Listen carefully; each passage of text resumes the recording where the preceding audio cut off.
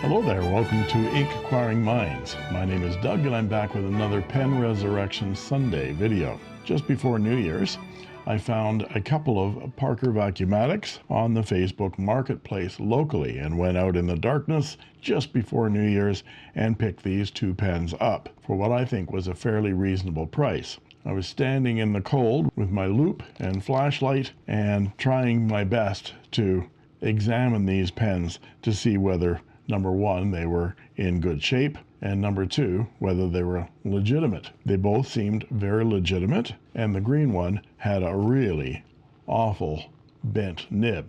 And when I got them home, I shot some video to show what they looked like when I first received them. There's some really strange anomalies with both of these pens. So I'm going to show you that unboxing video right now. Okay, I mentioned at the end of my restoration of this 1944 Parker Vacumatic that I was obtaining two more Parker Vacumatics, one in golden pearl and one in green emerald pearl later on that day. Well, I picked them up and they're a little bit unusual. I'm convinced they're genuine, but the dates and some of the features of the clip have me a little bit baffled. First of all, both pens have a 59 code on them. This is very unusual. According to Richard Binder, the 5 date codes for Parkers after 1949 changed to have the first digit 5 for the decade the 50s and the second digit the year. But they stopped making the Vacumatic in 1948. So here we are 11 years afterwards with a date code on the barrel of 1959. Now you might say, well, that's a replacement barrel, because they did do that. They would replace barrels for people and then it would be stamped 59. But here's a gold one with the same 59. The other thing that's confusing is the clip. Now here's a 1944 clip, blue diamond, and you can see the difference. The blue diamond is cast into the clip on the 44, and here on the 1959, because they didn't make these clips then either. It looks like it's been stamped into there and filled with blue enamel, and they're both like that. So they're both stamped into that top as if it's not part of it. Looking at the nibs, this one is heavily damaged. It just looks bent to me, and I think I can fix that. But I haven't got it out of the pen yet. But there should be a date code on that. The gold one has got a very nice nib. My guess is it's an extra fine. But I have to get both of these nibs out of these pens. And that's the other thing that I'm looking at and comparing with this 44. The sections are different shapes. So maybe they continued making these Parker Vacumatics right through the 50s.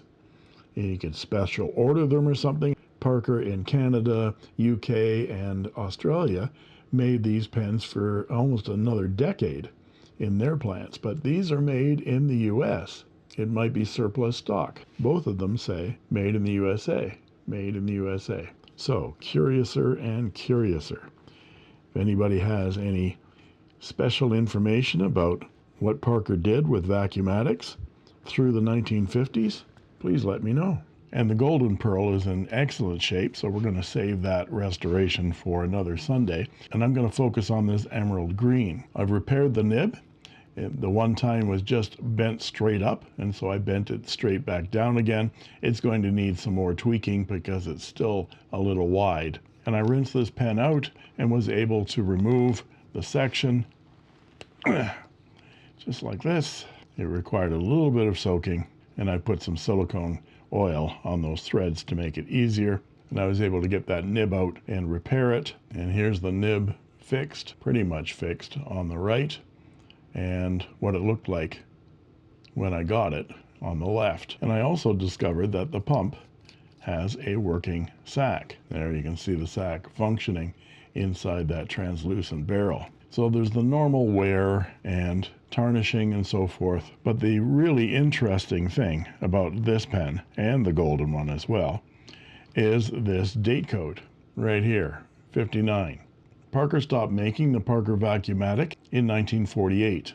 The Parker 51 pretty much took over as the flagship fountain pen at that point. Parker in Canada, the UK, and Australia continued to make these Parker Vacumatics into the 1950s. So it's not surprising to see some 1950s date-stamped Canadian pens, UK pens, and so forth. But this one's made in the USA. I've asked on the Fountain Pen Network if anybody's seen anything like this. People have given me examples of 1950s Parker Vacumatics that are made in the UK and so forth, but no one's ever seen this late a date code on a Parker Vacumatic built in the United States. I'm just wondering whether Parker took some new old stock barrels that they had that hadn't had any date stamps in them because they weren't built yet, and sent some stock to other locations around the world. The clip is also very interesting. This is not an original blue diamond clip. This is what's called a punched diamond clip, where they took a non-blue diamond clip. Many of these were made after 1948, when the Supreme Court in the United States banned any such lifetime guarantee marks on products. And so Schaefer's white dot went away, the blue diamond went away, and they just made the split arrow clip without the diamond. And see, there's a sort of a triangular flash on there. But this has been punched with a diamond punch and then filled with blue enamel. And the other coincidence is really unusual, that both of these pens have the 1959 date stamp on them. There's the 59 on this one, and the diamond punched clip as well. This one's done a little bit better. So these are very unusual pens, but they're in excellent shape. So I don't need to take that pump out of there. I might just take it out anyway, just to clean the barrel and retain that sack that's working, and just inspect it to make sure it's working correctly. And we'll polish up the cap, the barrel, and the blind cap, and get any gouges and nicks and scratches out. I'm going to double check this nib to make sure that it's writing correctly, so we'll do a writing sample on it. The other thing that I find unusual is the shape of the section, because that's not the classic 1940s section. And there is the blue diamond clip from this one is from 1944. The diamond is cast into that clip where it's punched into this one. So I'm starting to wonder about how these pens were created. I'm thinking that the caps and the barrels came from Parker in Janesville, Wisconsin, but that these pens were assembled somewhere else, because that shape of section is unusual.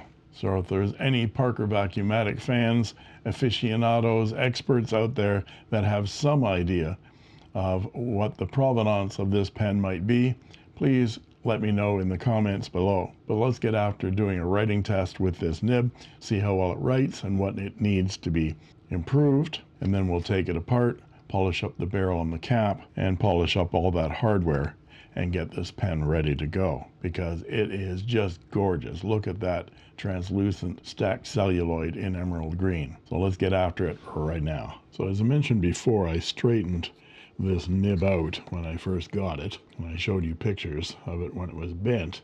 It's fairly well together right now. I used my USB microscope to show you the nib. It's fairly well aligned now and not bent anymore, but there's quite a separation in those tines, and this is a very fine nib. I can reduce that separation a little bit, but I thought I'd give it a dip test first and see whether it actually needs it. Dip this nib in some Waterman's and give it a try here. So we're going to call this a 1959, even though that's very unusual. Parker Vacumatic, and it's emerald pearl.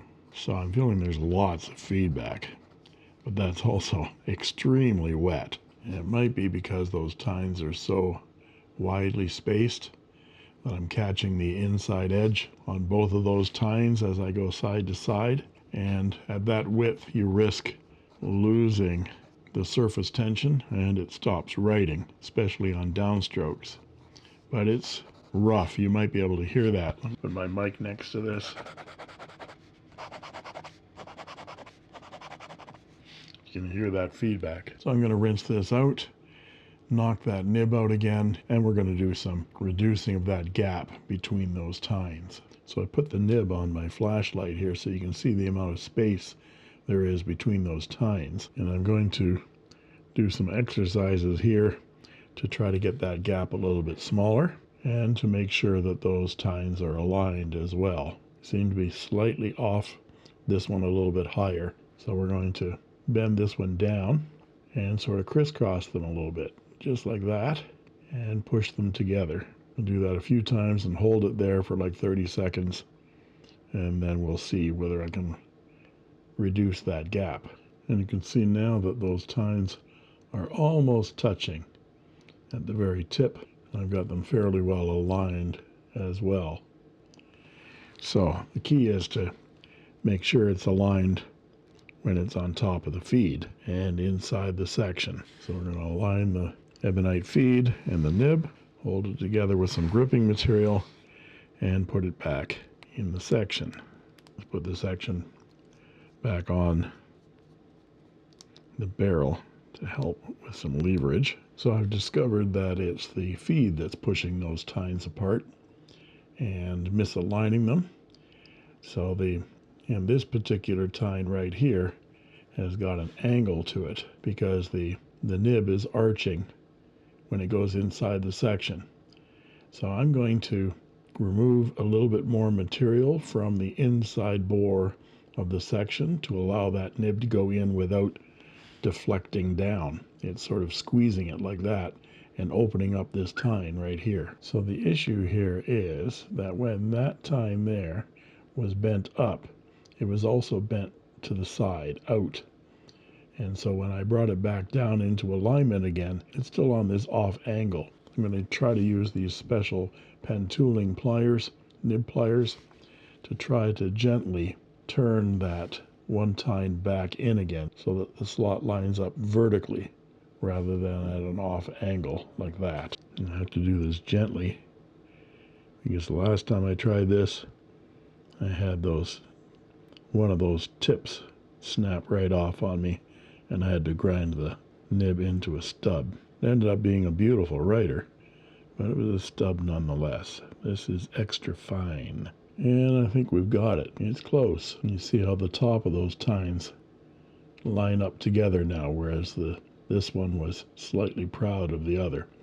So the key is when I put it back in the feed like that, will it spread apart. See how it spreads apart when you put pressure on it?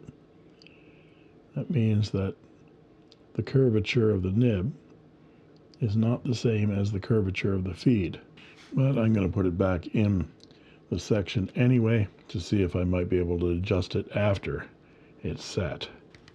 Yeah, see, it does spread those tines out again and misaligns that tine again. So I've tried adjusting it with the pliers while it's sitting in the feed, and I've got it so that they're aligned. There is still quite a gap there, but I'm hoping that will just make the pen nicely wet. So we're going to give this a dip test and see whether that works better. Okay, it's taken quite a bit of straightening and adjusting, but I think I've got that nib aligned very nicely, and it's still got some feedback, but it's writing a lot smoother. The mic next to it again, and it's a lot smoother than it was, and it's still very wet. And I'm quite frankly surprised that I got that nib from its bent shape into some really good writing shape. So now I'm going to rinse the whole thing out, and we're going to go at polishing that barrel and that cap and cleaning up the hardware, and we'll get this pen presentable again. First, I'm going to check on the capacity of this Vacumatic pump, and we'll see whether it's functioning correctly. And first we'll check the weight of the pen with no ink, then we'll fill it up with some water. Of course, before you do any of that, you have to put the breather tube back in. It doesn't work without the breather tube. 1.6 milliliters of ink. That's excellent. Now we'll pull out the Vacumatic tool from the inky nib, put it on the end of the pump, screw it down, and this is just a test to make sure that pump is in good shape. That diaphragm is in good shape. Let's see whether it'll come off. And it doesn't want to budge, so I'm going to have to add a little heat. Again, that's not glued in there, but it might need a little heat just to budge it. There we go. You never want to get so hot that you melt that celluloid. There, so I'm going to leave a couple of threads there and release the collet, holding on to the pen so it doesn't shoot across the room. And then we'll give it a push with our rod to see whether we can dislodge it. There we go. Yeah, that pump seems to be in pretty good shape. That latex diaphragm is relatively new. It doesn't look like it's thinning or there's any tears or cracks in it, and it's the right length. That's why I was getting 1.56 milliliters of ink. Good shape. So let's take the barrel now that we've got the pump out, and we can give this a nice bath in the ultrasonic and get out all the extraneous. There's old black ink that was all trapped in there. And we can get that all out and then polish up that barrel. So I successfully got the clip off after PPPing on it and letting it rust. I mean letting it sit for an hour or so. And now I can mask off that gold cap band and polish up the cap, and we can go at that clip and get it all shining as well. And the barrel's all cleaned up. I'm going to go at that with some micro mesh as well to get it back to brand new condition. But before I polish it, I need to attach the blind cap to it.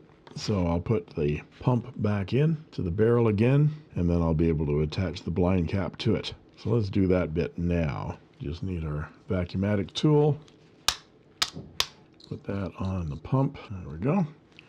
And we're going to add a little bit of silicone oil just to those threads there, and a little bit to that leading edge to keep it from twisting inside the barrel. A little bit of a twist as we put it in. Get some of that lubricant moving. Put the collet back on and tighten it down. A little bit of gripper material, and I sort of work it back and forth as we go. Make it slide nicely so it doesn't split that celluloid, and it can go down just hand tight. There we go.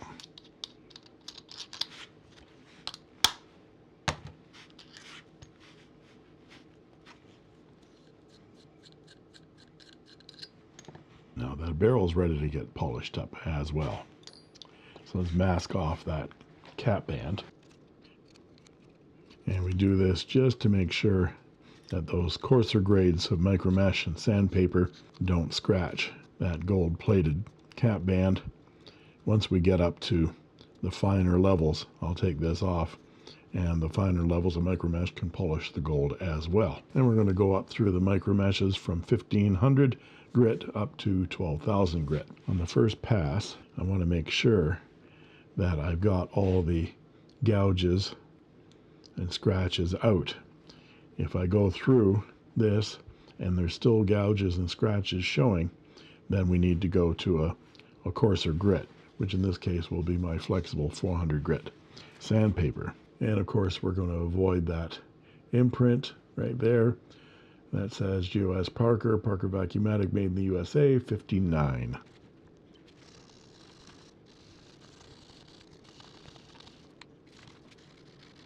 Now I put my magnifier on my head and go through this quite closely and look for any scratches, gouges that I've missed. And there we are. The barrel's all polished up just like new. There you go. Imprint still there. Very shiny. Beautiful. And the cool thing was I didn't need to go to 400 grit on this at all because there were no deep gouges. So it was just micro mesh from 1500 through to 12,000. So now we'll do the same thing with the cap. And there's the cap all shined up. I'm going to polish this cap ring a little bit more with my jeweler's cloth. And that's very shiny now. And while I got my jeweler's cloth out, we'll work on that clip.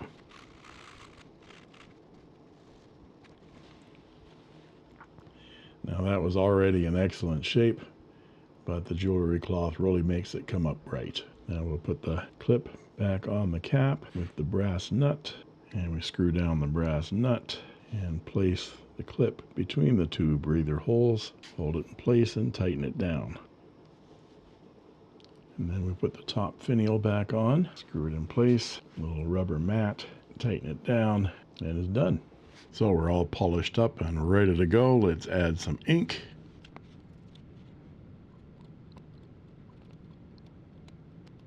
And you can see a little bit of transparency still through that ink. Right there, maybe.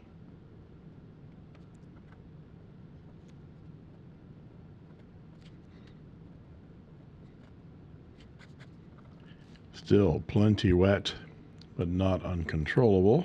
And now it's very smooth. It was bordering on scratchy before, and I tend to think that's because the tines were spread so far apart. But now it's making a 0.4 to 0.3, somewhere between there, extra fine line. And this, of course, is a 14 karat gold nib.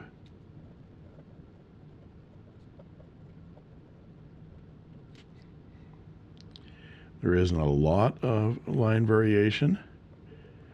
A little bit of bounce on that nib.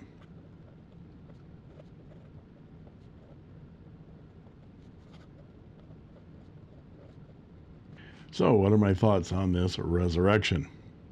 Well, my thoughts are rather confused on this one, mostly because I haven't got any answers as to how this is in 1959, when Parker stopped making these pens in 1948 in the US. Now, if this were a Canadian or a UK built or an Australian built pen, I'd understand it. We've seen pens with 51, 52. I haven't ever seen one with a 59 on it, but through the 50s, those other Parker locations around the world continued to make this model pen. I've never seen one made in the US with a date code past 1950. And there's no date code on that nib either. And that section is unusual. Again, I haven't seen a tremendous number of Parker Vacumatics in my day. Maybe 10, maybe 20. I'm not sure, I haven't counted. But I know that I've never seen one with a 50s date code on it made in the United States. But this is definitely a genuine Parker. This is a genuine Parker clip that was stamped with a blue diamond. So it feels like an after-the-fact kind of thing. Parker did deliver some of these split arrow clips with the blue diamond cast in them, but without any paint in them, after they were no longer allowed by the Supreme Court in 1948 to claim a lifetime warranty. Some of you may wonder why the Supreme Court made that decision in 1948. Well, it's because all of these companies were claiming lifetime warranties, but charging for shipping, handling, materials, labor. It certainly wasn't a lifetime warranty if you're charging to repair your pen. And it wasn't just pens, and it was other products of manufacturing as well. The Supreme Court said it's perfectly legitimate to claim a lifetime warranty on your product. You just have to indicate that that lifetime warranty is free of any cost to the consumer. And so that's when all these companies dropped that lifetime warranty insignia, especially in pens.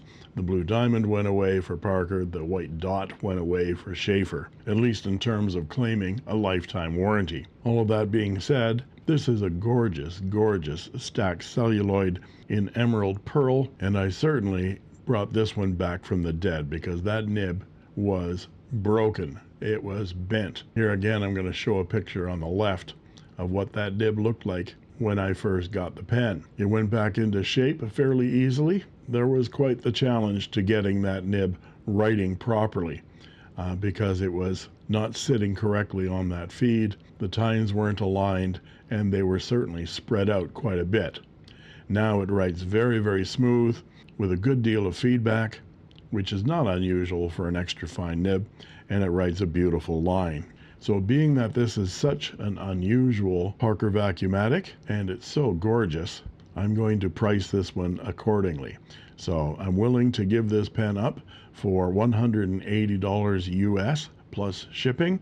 If you're interested in buying this fountain pen, then send me an email at inkquiringminds@gmail.com with your name and your address, and I'll get you a shipping quote and instructions on how to pay my PayPal to get your pen. Again, members will see this video well before its main publication date on a Sunday, so members will always get first dibs on buying these pens. So don't be surprised if this pen is already sold by the time you're watching this video on Sunday morning. I already had a couple of emails when I first showed this pen with the golden pearl that I bought it with, asking whether they could purchase the pen. Of course, you can purchase the pen, but I want to be fair to people, so I'll only entertain emails from prospective buyers after the video goes out to members first, which generally happens 5 or more days before the Sunday. But you can also look forward to this resurrection of this golden pearl. The same deal with this one, 1959, stamped into the barrel right there. Beautiful translucent barrel, only this one had no nib issues to start with. Same section, same punch diamond clip, so I'll be resurrecting this pen next. To see these videos first, all you have to do is become a member of my channel, and it's only 99 cents a month. And in addition to instant access to my videos the moment I post them, you'll get cool emojis, badges, and sneak peek unboxing videos as well. And that just leaves it for me to say thank you.